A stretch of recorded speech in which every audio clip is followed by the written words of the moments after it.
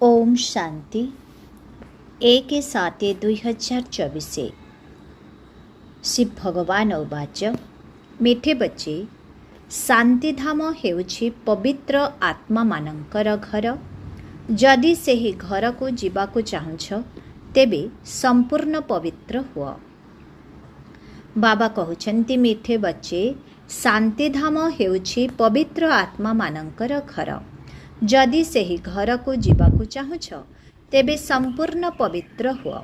प्रश्न बाबा सबु पिलांकु क्यों ग्यारंटी देउछन्ति?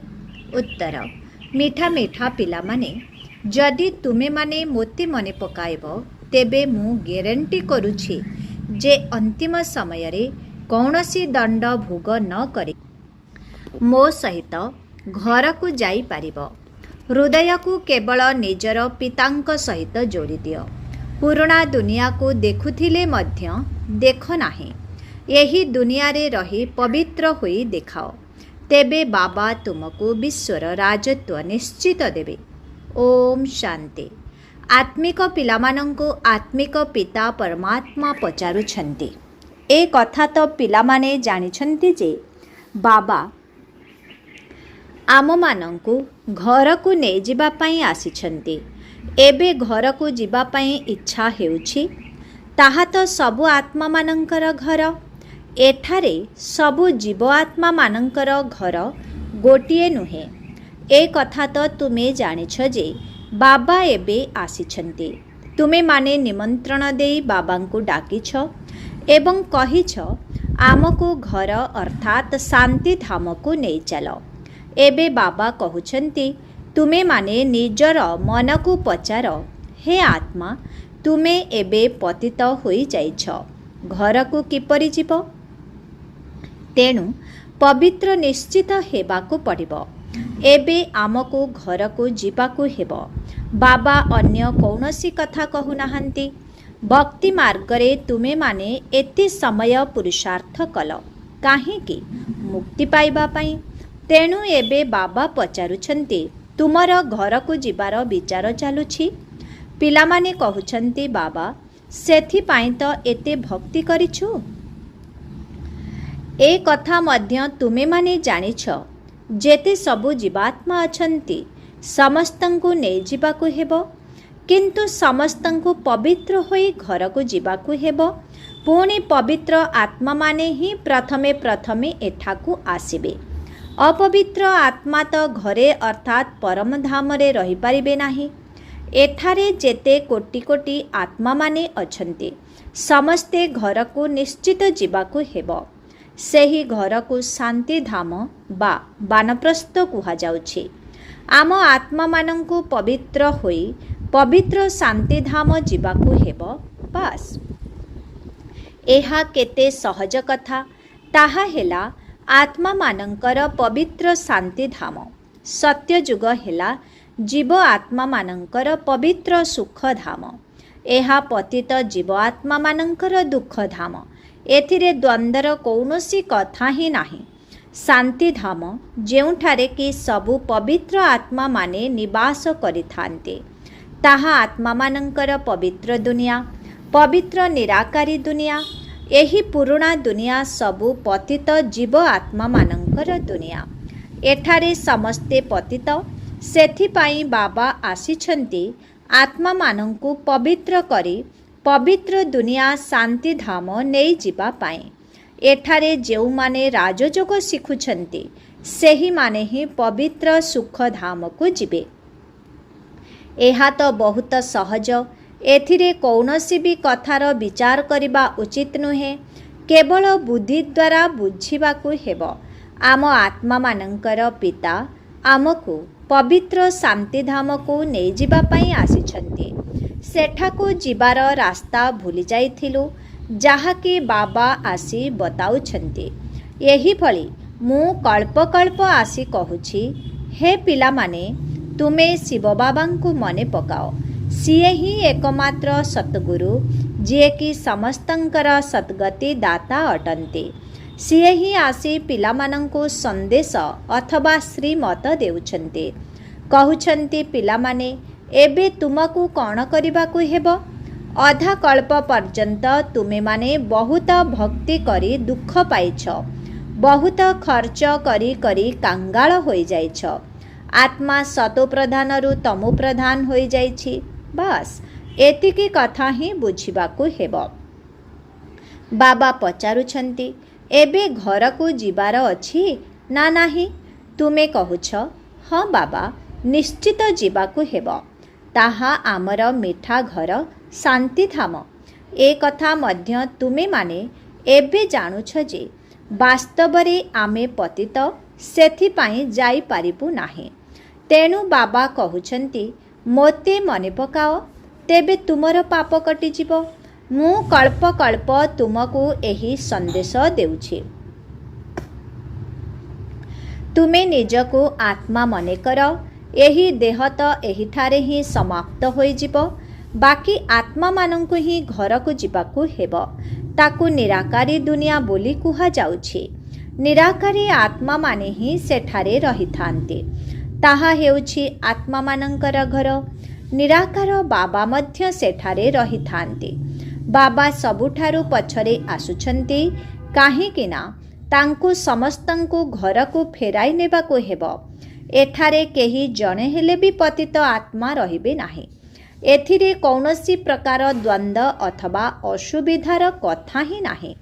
ଗାୟନ ମଧ୍ୟ କରୁଛନ୍ତି, ହେ ପତିତ ପାବନ, ଆସି ଆମକୁ ପବିତ୍ର କରି ସାଥିରେ ନେଇଯାଅ। ଶିବ ବାବା ସମସ୍ତଙ୍କର ପିତା ଅଟନ୍ତି ନା। ପୁଣି ଯେତେବେଳେ ଆମେ ନୂଆ ଦୁନିଆକୁ ଅଭିନୟ କରିବାକୁ ଆସିବୁ, ସେତେବେଳେ ବହୁତ କମ୍ ଆତ୍ମା ରହିବେ। ତେବେ ଏତେ କୋଟି କୋଟି ଆତ୍ମା କେଉଁଠାରେ ରହିବେ? ଏ କଥା ମଧ୍ୟ ତୁମେମାନେ ଜାଣିଛ। ସତ୍ୟ ଯୁଗରେ କମ୍ ଜୀବ ଆତ୍ମାମାନେ ଥିଲେ। ଦୁନିଆ ବହୁତ ଛୋଟ ଥିଲା, ପୁଣି ଧୀରେ ଧୀରେ ବୃଦ୍ଧି ହେଉଛି। ଏହି ବୃକ୍ଷରେ ଭିନ୍ନ ଭିନ୍ନ ପ୍ରକାରର ଧର୍ମ ରହିଛି। ଏହାକୁ ହିଁ କଳ୍ପବୃକ୍ଷ ବୋଲି କୁହାଯାଉଛି। ଯଦି କିଛି ବି ନ ବୁଝିପାରୁଛ, ତେବେ ତୁମେ ପଚାରିପାରିବ। ଅନେକ କହୁଛନ୍ତି, ବାବା, ଆମେ କଳ୍ପର ଆୟୁଷ 5000 ବର୍ଷ ବୋଲି କିପରି ମାନିବୁ? ଆରେ ବାବା ତ ସତ୍ୟ ହିଁ ଶୁଣାଉଛନ୍ତି। ଏହି ସୃଷ୍ଟି ରୂପୀ ଚକ୍ରର ହିସାବ ମଧ୍ୟ ବତାଉଛନ୍ତି। କଳ୍ପର ସଙ୍ଗମ ଯୁଗରେ ବାବା ଆସି ଦୈବୀ ରାଜଧାନୀ ସ୍ଥାପନା କରୁଛନ୍ତି, ଯାହାକି ଏବେ ନାହିଁ। ସତ୍ୟ ଯୁଗରେ ପୁଣି ଗୋଟିଏ ଦୈବୀ ରାଜଧାନୀ ହେବ। ବାବା ବର୍ତ୍ତମାନ ସମୟରେ ତୁମକୁ ରଚୟିତା ଏବଂ ରଚନାର ଜ୍ଞାନ ଶୁଣାଉଛନ୍ତି। ବାବା କହୁଛନ୍ତି, ମୁଁ ପ୍ରତି କଳ୍ପରେ ସଙ୍ଗମ ଯୁଗରେ ଆସୁଛି ଏବଂ ନୂଆ ଦୁନିଆର ସ୍ଥାପନା କରୁଛି। ତେଣୁ ଏହି ପୁରୁଣା ଦୁନିଆ ଶେଷ ହୋଇଯିବ। ଡ୍ରାମା ଅନୁସାରେ ଦୁନିଆ ନୂଆରୁ ପୁରୁଣାରୁ ନୂଆ ହେଉଛି, ଯାହାକି ସମାନ 4 ଭାଗରେ ବିଭକ୍ତ, ଯାହାକୁ ସ୍ୱସ୍ତିକ ଚକ୍ର ବୋଲି କୁହାଯାଉଛି। ଏହାର ମର୍ମକୁ କେହି ବି ଜାଣନ୍ତି ନାହିଁ। ଭକ୍ତି ମାର୍ଗରେ ଯେପରି କଣ୍ଢେଇ ଖେଳ ଖେଳୁଛନ୍ତି। ଅସରନ୍ତି ଚିତ୍ର ରହିଛି। ଦୀପାବଳିରେ ସ୍ୱତନ୍ତ୍ର ଭାବରେ ଦୋକାନ ଖୋଲିଥାନ୍ତେ। ଅନେକ ପ୍ରକାରର ଚିତ୍ର ରହିଛି। ଏବେ ତୁମେମାନେ ବୁଝିଗଲଣି, ଜଣେ ହେଉଛନ୍ତି ଶିବ ବାବା ଏବଂ ଆମେ ସମସ୍ତେ ତାଙ୍କର ସନ୍ତାନ। ପୁଣି ଏଠାରେ ଲକ୍ଷ୍ମୀ ନାରାୟଣଙ୍କର ରାଜ୍ୟ, ରାମ ସୀତାଙ୍କର ରାଜ୍ୟ, ପରେ ପୁଣି ଅନ୍ୟ ଧର୍ମ ସବୁ ଆସିଥାନ୍ତି, ଯାହା ସହିତ ତୁମମାନଙ୍କର କୌଣସି ସମ୍ପର୍କ ନାହିଁ।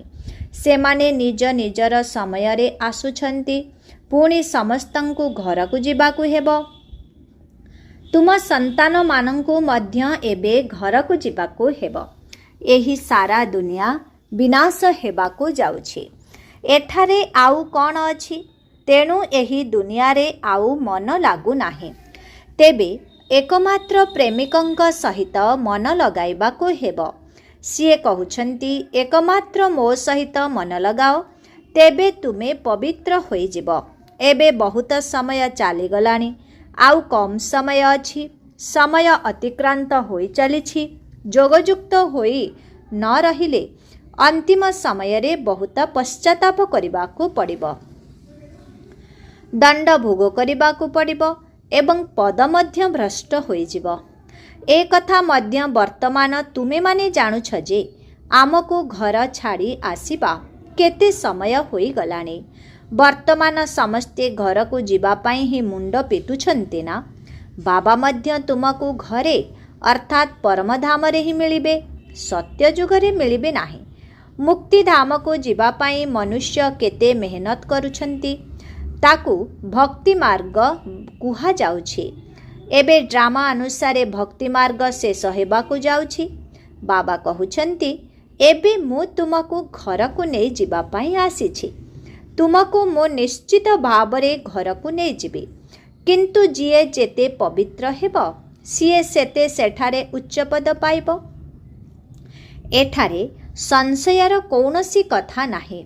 बाबा कहुछंती पिला माने तुमे माने मोते मने पकाओ, मु तुमको ग्यारंटी देउछि तुमे कौनसी दंड भोग न करी घर को चली जीव। जोग द्वारा तुमर विकर्म विनाश हेब। जदि जोग न करिब तेबे दंड भोग करिबाकू पड़िब। पद मध्य भ्रष्ट होई जीव। प्रत्येक 5000 वर्षरे थरे मु एही कथा ही आसी तुमको बुझाउछि। मु अनेक थर तुमको घर को नहीं जीवा पाई आसीछि। तुमे माने ही हारिबा एवं जीतिबार अभिनय करुछ। पुणी मु नहीं जीवा पाई आसुछि। एहा हेला पतित दुनिया। सेथिपाई गायन मध्य करुछंती हे पतित पावन आस, आमे बिकारी पतित होई जाइछु, आमको आसे निर्विकारी कर। एहा बिकारी दुनिया। एबे तुम मानंकु संपूर्ण निर्विकारी हेबाकू पड़िबो। जेउ माने पछरे आसुछंती से माने दंड भोग करी जिबे। सेथिपाई पुणी एभली दुनिया को आसुछंती जेउठारे दुई कला कम होई जाउछि। तेणु सेमानंकु संपूर्ण पवित्र बोली कुहा जीव नाही। सेथिपाई एबे संपूर्ण पुरुषार्थ मध्य करिबा दरकार। एपरि न हेउ जे आमर पद कम होई जाऊ। जदिओ सेठारे रावण राज्य नाही, किंतु पद तो क्रमानुसारे रहिछि ना। आत्मारे खाद मिसिले पुणी सेहिपरि शरीर मिलिब। आत्मा सत्यजुगुरु त्रेताजुगी होई जीव। सत्यजुगी आत्मारे त्रेताजुगी संस्कार रूपक खाद मिसी जाए। तापरे दिनकु दिन अधिकरु अधिक 5 विकार रूपक खाद मिसिबा द्वारा आत्मा नकली गहना भली संपूर्ण विकारी होई जाए। बाबा बहुत भल भावरे बुझाउछंती। केही जदि न बुझी पारुछ तेबे हाथ उठाओ। जेउ माने 84 जन्मर चक्र लगाइछंती बाबा सेही मानंकु ही बुझाइबे। बाबा कहुछंती एहांकर 84 जन्मर अंतिमरे मु आसी प्रवेश करुछि। एही ब्रह्मांकु ही पुणी प्रथम नंबर रे आसीबाकू पड़िबो। जिए प्रथम नंबर रे थिले सिए एबे शेषरे अछंती। एहांकु ही पुणी प्रथम नंबर रे आसीबाकू हेबो। जिए बहुत जन्मर शेष समय रे पतित होई जाइछंती, मु पतित पावन तांक शरीर रे ही आसुछि, तांको ही पवित्र कराउछि। बाबा केते स्पष्ट भावरे बुझाउछंती। बाबा कहुछंती मोते मने पकाओ, तेबे तुमर पाप भस्म होई जीव। गीतार ज्ञान तुमे माने बहुत शुणिछ एवं शुणाइछ, किंतु ताहा द्वारा तुमर सद्गति हेला नाही। अनेक सन्यासी मध्य तुमको मीठा मीठा शब्द रे शास्त्र शुणाइछंती। जेउ भाषण को सुनिबा पई बड़ बड़ लोक माने मध्य एकत्र होई थांती। ए सबु हेला कर्णरस। भक्ति मार्ग ही कर्णरस अटे। एठारे तो बाबांको मने पकाइबाकू हेबो। भक्ति मार्ग एबे शेष हेबाकू जाउछि। बाबा कहुछंती मु तुम मानंकु ज्ञान देबा पई आसुछि। जेउ ज्ञान को केही भी जानि नाहंती, मु ही ज्ञानर सागर, नॉलेज को ही ज्ञान कुहा जाउछि। बाबा तुमको सबु किछि पढ़ाउछंती। 84 जन्मर चक्र संबंधरे मध्य बुझाउछंती। तुम पाखरे समस्त ज्ञान रहिछि। तुमे स्थूल लोक ठारू सूक्ष्म लोक अतिक्रम करी पुणी ब्रह्मलोक को जाउछ। एठारे प्रथमे प्रथमे लक्ष्मी नारायणंकर वंशावली चलिब। सेठारे बिकारी संतान रहिबे नाही। रावण राज्य ही रहिब नाही। तेबे सेठारे जोगबल द्वारा ही सबु किछि होई थाए। तुमको ए सबुर साक्षात्कार हेब। एबे छोट पिला होई गर्भमहल को जीवाकु हेब। तेणु खुशी रे जाइथांती। एठारे केते कांदुछंती, चित्कार करुछंती काहेकि ना एठारे तो गर्भ जेल को जाउछंती ना, किंतु सेठारे कांदिबार कौनसी कथा नाही। शरीर तो निश्चित भावरे बदलिब। जेपरि सर्पर उदाहरण रहिछे, एथिरे द्वंद्वर कौनसी कथा नाही। अधिक पचारिबार आवश्यकता नाही। संपूर्ण पवित्र हेबार पुरुषार्थरे लागि जिबा उचित। बाबांकु मने पकाइबा पई कौन कष्ट लगुछि कि? तुमे बाबांक सम्मुखरे बसिछ ना? मु तुमर पिता तुमको सुखर वर्षा देउछे। तेबे तुमे माने कौन एही गोटिए जन्म मोर स्मृति रे रही पारिब नाही? एठारे सबु किछि भल भावरे बुझुछंती, किंतु घर को जाई स्त्री आदिर चेहरा देखिले माया ग्रास करि जाउछि। बाबा कहुछंती काहा प्रति ममता रख नाही। एबे तो सबु किछि समाप्त हेबाकु जाउछि।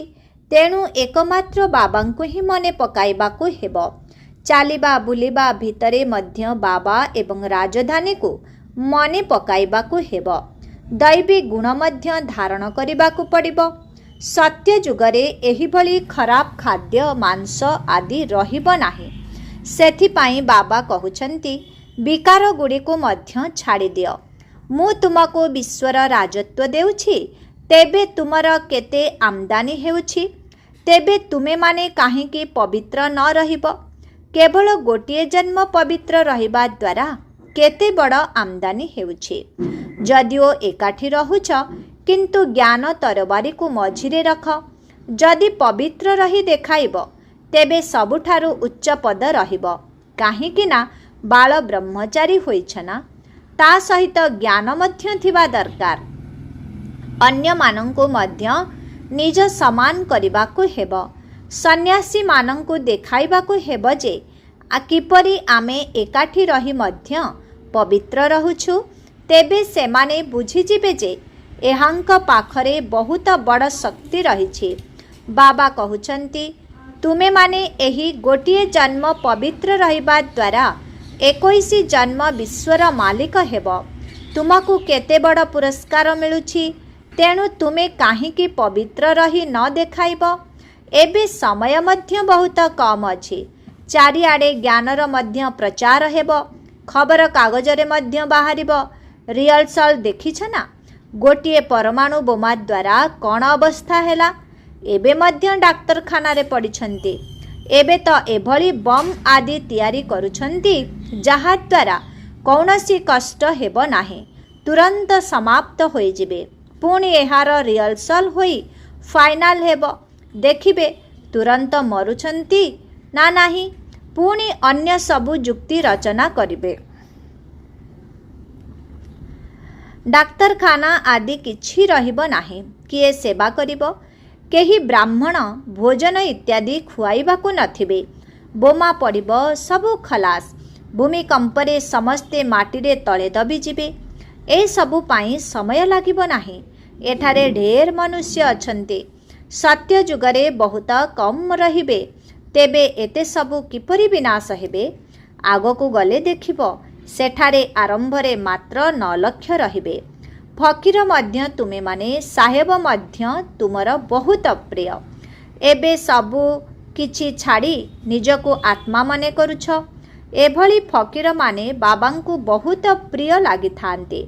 सत्य जुगरे बहुत कम मनुष्य रहिबे। बाबा तो बहुत कथा सुनाउछंती। जेते भी अभिनेता अछंती सबु आत्मा माने हेले अविनाशी एवं समस्ते निज निजर अभिनय करिबाकु एठाकु आसुछंती। कल्प कल्प तुमे माने ही आसी बाबांकर छात्र होई पाठ पढुछ। तुमे माने जानिछ बाबा आमको पवित्र करी साथी रे नै जिबे। बाबा मध्य ड्रामा रे बंधा होइछंती। समस्तंको निश्चित घर को नै जिबे। सेथि पाई तुमर नाम हेला पांडव सेना। तुमे पांडव माने कौन करुछ? तुमे बाबांक ठारु राज्य भाग्य नेउछ। अविकल कल्प पूर्व भली पुरुषार्थर क्रमानुसारे। मिठे मिठे शिखिलधे संतान मानंक प्रति मात पिता बाप दादांकर मधुर स्नेह संपन्न शुभेच्छा एवं सुप्रभात। आत्मिक पितांकर आत्मिक संतान मानंकु नमस्ते। आत्मिक संतान मानंकर आत्मिक पितांकु ओम शांति नमस्ते। धारणा पाई मुख्य सार 1 नंबर। बाबांकर प्रिय पात्र हेबा पाई संपूर्ण भिकारी हेबाकु पड़िबो। देह को मध्य भूली निजको आत्मा मने करिबा ही भिकारी हेबा। बाबांक ठारू सर्वश्रेष्ठ पुरस्कार नेबा पाई संपूर्ण पवित्र होई देखाइबाकु हेबो। 2 नंबर। एबे घर को फेरिबाकु हेबो। सेथि पाई एही पुराना दुनिया रे मन लगाइबार नाही। एकमात्र प्रेमिकंक सह मन लगाइबार अछि। बाबा एवं राजधानी को मने पकाइबार अछि। आजिर वरदान। ब्राह्मण जीवन रे सर्वदा चियरफुल अर्थात प्रसन्न एवं केयरफुल अर्थात सतर्क स्थिति रे रहुथिबा जुगल रूपधारी हुआ। जदि कौनसी भी परिस्थिति रे तुमर मूड अर्थात मनोस्थिति परिवर्तन होई जाउछि तेबे ताकु सदाकालर प्रसन्नता कुहाजिबो नाही। कारण ब्राह्मण जीवन रे सर्वदा चियरफुल एवं केयरफुल मूड रहिबा दरकार। तुमर मूड केबे भी बदलिबा उचित नुहे। जेतेबेले काहार मूड बदली जाए कुहंती मोते टिकिए एकांत दरकार। आजी मोर मूड एही भली अछि। तेबे काहार मूड सेतेबेले बदली थाए जेतेबेले से एकुटिया होई जाए। जदि सर्वदा बाबांक सहित जुगल रूपधारी होई रहिबो तेबे मूड बदलिबो नाही। आजिर स्लोगन। कौनसी भी उत्सव पालन करिबा अर्थ जोगयुक्त स्थिति सहित सेवार उमंग उत्साह रे रहिबा। ओम शांति।